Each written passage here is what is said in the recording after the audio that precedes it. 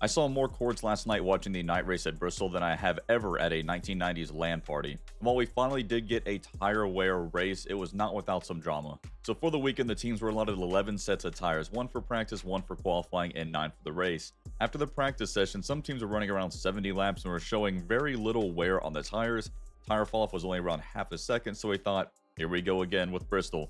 They brought this softer tire. We're not going to see a lot of wear for the race. Here comes a snooze fest. But by golly, we get into the race, and after about 30-40 laps, people have cords on their tires. Tires are blowing. Things are going down. It's madness. And all the crew chiefs are quickly busting out their abacuses, going through the notes and saying, it's a 500-lap race. We can barely make it 30-40 laps. We have 9 sets of tires.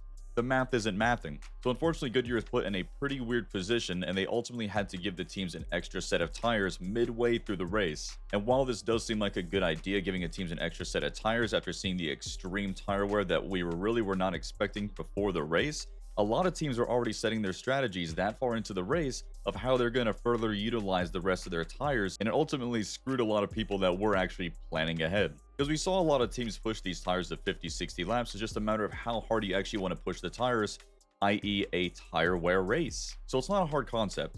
You want more tire wear? Go a little bit slower. Don't push the tires as much. You want to shred through these bad boys? You're going to get some faster laps. It's pretty much common sense. And I felt around the midpoint of the race, a lot of teams had it figured out as far as how far they can actually push it, what speed they needed to be going. But NASCAR and Goodyear stepped in. They did end up allotting the teams another set of tires for this race. And absolute madness unfolded on social media. Much for the reasons I just mentioned a second ago is that a lot of teams already had their strategies planned out, and we were midway through the race before they even allowed the teams to get another set of tires, which just changed a lot of things for these teams. A lot of teams were giving up stage points in order to ride out their tires and be a little bit slower to have more sets later on in the race. And even still, we saw Alex Bowman at the very end of the race, a guy who needed to win, not have any sets of tires to put on at the end of the race to actually have a shot at it. I'm not really sure what they could have done different here. The only thing that I could possibly think that they could have done was knowing that they're bringing a way softer tire than they normally are, at least on the right sides.